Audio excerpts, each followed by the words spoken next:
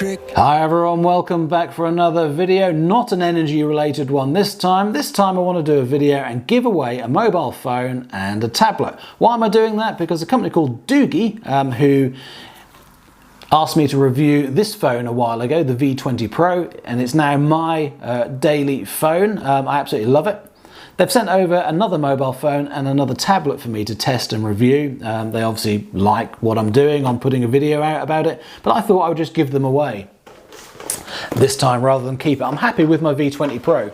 So because I'm happy with this brand, Doogee, it seems to be okay. I thought I would do an honest review, telling you what I like about it, telling you about the specs, and telling you what I found that's not so good about it. So a completely honest and open review. So this S110 mobile phone from Doogee with its innovative rear screen as well, which is one of the key features of it. I'm going to be giving that away, but also going to be giving away a ruggedized 10-inch tablet from Doogee as well. This is the R10, so I'll be giving both of these away. So details of that at the end of the video, but let's start with talking about the mobile phone. Doogee are doing ruggedized phones mostly these days, and ruggedized phones, let's say, suit some people but not others, but I think there's an opportunity to start thinking differently about mobile phones. I used to be like most people. I used to think a lighter, slimmer, slicker looking, smooth edge, glass front, glass back, etc. was all lovely. But then I was really annoyed at holding the phone to take pictures, etc., especially if you're over an edge or over water. It's like going to slip out of your hands. So because it's so fragile, you'd always buy a case for the phone straight away. And like I say, it is fragile. It's probably not going to last more than a couple of years. And the moment you drop it, it's gone. Either the outside shell of it's going to break or the screen's going to break. It's not well protected. Hence you buy a case and cover it up. So does that make any sense? Because to have them small, slim and lightweight, you've got to have a small battery as well. So the batteries are always going to run out. You're constantly charging the things.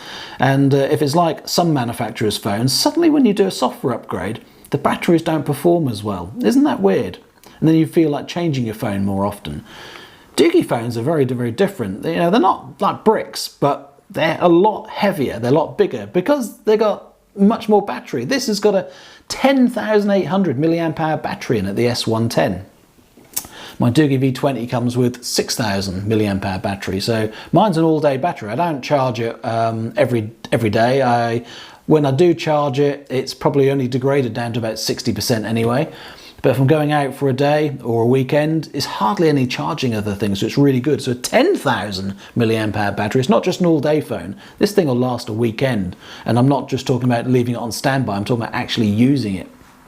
It's a really good professional phone that you can take away, use all the time, and got lots of battery life, and it can also charge other things. It's got so much battery in here. I think you can reverse charge. You can plug another phone or another device in here and charge that from your phone as well. Clever stuff. Anyway, so apart from its ruggedized look to it, so let's give you a quick look on the screen. Is that on? Let me just tap the back of the screen, so now you can see the screen on the back. Slide it across and you get the music app. Slide it across again and you get the camera. Slide it across again and get a compass. You'll also get your event notifications and text messages, etc. all come through on the back screen, so it's quite a lot of uses. The front screen, there we go. It's 6.6 inches. The resolution size is 2408 by 1080. This entire phone is IP68 waterproof and dustproof. It's ruggedized to military standards. So yeah, you know, you can drop it as I am on my table here. And I'm not really fussed about it because it's just these corners and the bezels that are going to protect it. It feels like anodized metal and rubber plasticky cases. But very slick, very smart. Hopefully that's given you an idea what it physically looks like. Processor wise, this is a Helio G99, 6, is it nanomicrons? NM, was that what it stands for? Octa-core 2.2 gigahertz. Plenty fast enough. So all that spec about names of processors and that, it means nothing to most people, I think. But how does it compare? Well, basically I can run every app. So I'm running all sorts of Home Assistant apps, My Energy apps, Solar Edge, Solace, Google, email, Twitter, YouTube, uploading, downloading, video editing. I do all of that on here and it's absolutely fine. There's no noticeable lags. I'm not feeling as though it's slowing me down at all. So the S110 actually benchmarks on Geek Benchmark 6 at is it about 2000 and something as a benchmark score, whereas my V20 Pro was coming in at 1800 and something, and the R10 tablet was 1840 off the top of my head. I'll put all the numbers on the screen as I'm telling you all those. But basically what I'm saying is I moved from a Huawei P20 Pro, which was a good mid-range Now processor that I was happy with. My V20 Pro does the job. It's faster, it's better.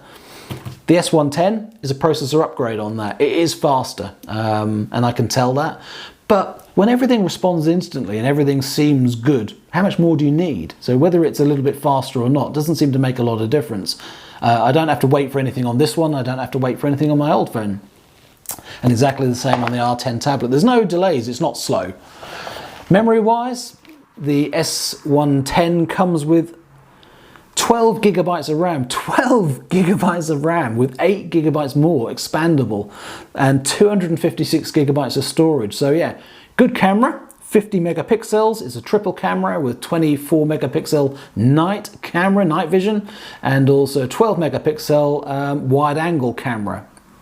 So I've got to say the wide angle camera aspect of this S110 does beat my V20 Pro. I wish my V20 Pro had a wide angled lens on it as well. It doesn't, so I'll put the images on the screen of the V20 Pro image that's looking at my kitchen just behind me now, and also the S110, so you can see what the two images look like.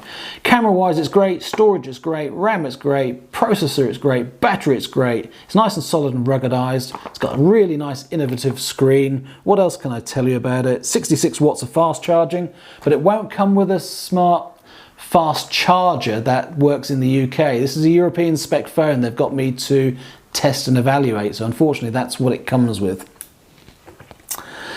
It's dual SIM as well, I forgot to say that, so that's really handy, and on Amazon at the moment it's about £299. So what do you get for £299 Android wise? And this is Android 13. I'm a little bit disappointed with Android 13 and a little bit disappointed with Doogee's version of them. So if you look at this S110 now and you look at the screen and the icon size and how it's configured, looks neat, looks smart, I like it. But when you compare that to the tablet, this R10, all of the icons are much smaller, and that's the maximum size you can get them to. So there's a lot more screen space there that's just been wasted with a background image. I would much rather be able to make the tablet screen look fuller like the phone screen, but you can't do that. I actually found Android 12 versions were better for configuring the home screen. Right, so that's the good things. Let's get on to the R10 tablet. So it's about £259 on Amazon. It's a 10.36 inch screen, pixel size 2000 by 1200. So pixels are actually less on this big tablet than they are on the mobile phone.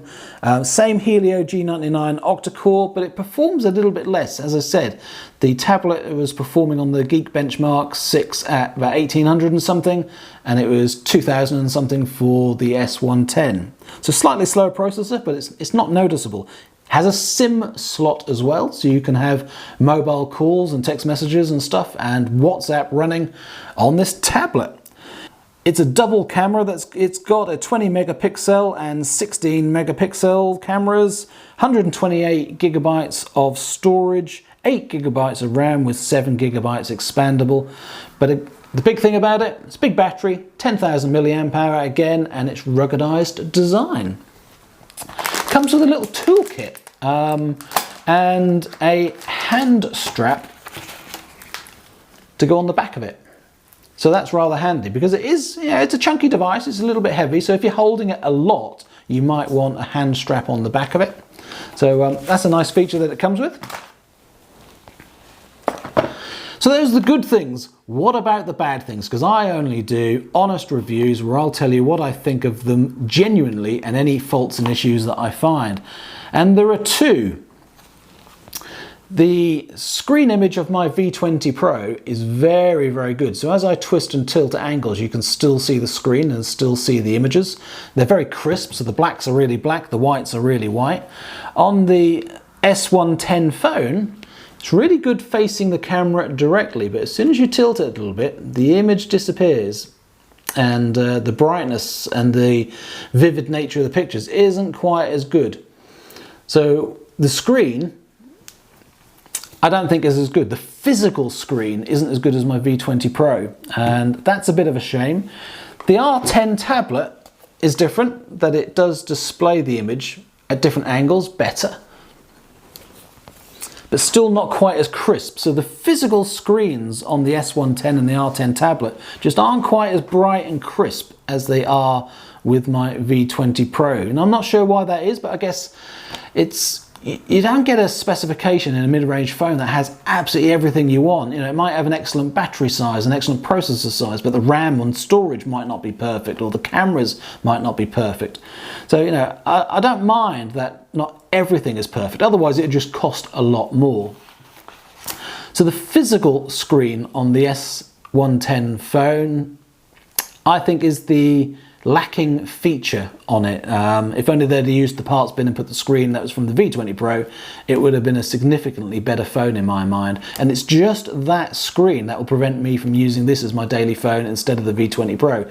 And of course, the infrared camera that this one has, that the S110 does not have. It has night vision, but not infrared. The tablet is similar. It has an issue. Well, in fact, I've got two issues with the tablet. I don't know if you can see this, but if you look at the icon colors on some of these, so if you take this one down here in top of my finger, so that's the YouTube app, it should be red and white, and yet it's showing up as sort of blue translucent, and there's a few on the screen that are showing as blue translucent, almost as if there's something like the app hasn't fully installed and the icon hasn't filled with the right colors correctly. So I'm not sure why that is. Some apps that have transferred have got all the right images and the right colors. Some of them haven't, and I don't understand why that is. Now, that might be a setup issue, it might be a mistake of mine, but I've now installed two of these R10s, and both have done it in exactly the same way, where the phones, the mobile phones, they've configured fine and the icons are looking absolutely great. The other thing as well, I'll demonstrate it here. So if I go over to the tablet and click the camera and take a picture, it crashes and sends you back to the home screen. So the camera on the tablet isn't really working, or the camera app isn't working. Taking videos does work. I've filmed a video and put it on YouTube using this, and it's absolutely fine. One of the neat features with the R10 is it actually has a 3.5mm jack at the top. That's pretty rare these days. As well as the USB-C charging adapter at the bottom. So handy, ruggedized, 10-inch tablet, decent processing speeds, decent specs, apart from the camera not working very well. So I've reported those to Doogee. Hopefully they'll improve whatever the image thing is with the colors of the icons and get that camera app fixed. So that's probably just a software update anyway. But the S110 phone, yeah, apart from the angle of the screen, I absolutely love it. It's a great phone. I'm not sure how much the screen on the back is a gimmick or something you'd really use. For me, I suppose if I was at work and you had it on your desk, then you'd be able to see what the time is and see your messages without integrating and without fiddling with the main screen, so it would be less obvious. So yeah, I'm not sure how you would use that screen on the back. So the question is, how am I going to choose who to give away the phone and the tablet to? And basically, let me know by sending me a message on Twitter. So yes, follow me on Twitter at EVPuzzle and send me a message over there and tell me whether you would like the S110 mobile phone and why, or the R10 rugged tablet and why. And I'll randomly choose somebody who's prepared to come over to GridServe Norwich to collect it. So yeah, that's the only stipulation. I'm not going to post these out. I'm going to meet you and give them away personally to somebody that will come to GridServe Norwich. That's the charging hub in Norwich, just off the A47. So if you can do that, and send me a message on Twitter, tell me why you'd like the phone or the tablet, Or if you want really greedy, just tell me why you want them both, and I'll choose somebody to give these away to. Thanks for watching, everyone. Hope you enjoyed the video. Hope it's been useful. If you're thinking about a new mobile phone or tablet, I would honestly consider the Doogee brand. Yes, it's a little bit different that they're announcing new phones all the time and there's new specs coming out. And that's what I sort of like about it, because if this phone spec doesn't quite suit you, there's loads of models that they keep releasing, and they have been releasing, that have different specifications that might well suit you. But think about the rugged design and the weight as well for the battery, because I do feel like I was being conned buying slim, slick-looking phones with small batteries before, whereas these are more rugged. They're going to last longer, they just work better, you can really hold them in your hand better, take pictures more safely, etc., without dropping your phone, and you don't have to keep buying cases for them. So I'm a bit of a convert to these ruggedized designs. They're just more practical. As always, thank you for watching. Hope you enjoyed that, and I hope you take part and send me a message on Twitter so that I can consider giving these away to you. I really want to, and that's why I'm reviewing these things. Not that I want the channel to become into, mobile phone and tablet review type channel. I don't really want that, but I'm reviewing them because it's an opportunity to give them away, and I like the idea of that. It's nice to give back. Take care. See you again soon for more videos, more energy related and EV videos. Bye for now.